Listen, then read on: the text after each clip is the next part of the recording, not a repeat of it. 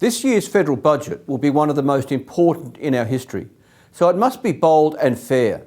Bold in that we need to restore the economy, and fair in that it must address the dreadful disadvantage in our community.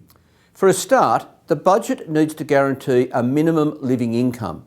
Now, I'll leave it to the experts to determine the exact amount, but surely it's obvious that the age and disability pensions are too low and that there's no way unemployment benefits should ever return to $40 a day. In other words, all three payments should be raised to a similar level, and unquestionably, that must be above the poverty line.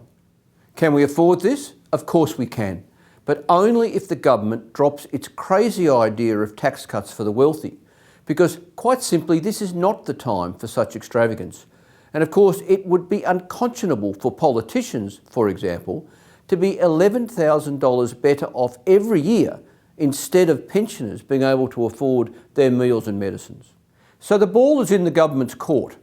Yes, we've seen through the pandemic that it can rise to the occasion, but that record will soon be forgotten if Australia, after the pandemic, continues to be one for the rich at the expense of the poor.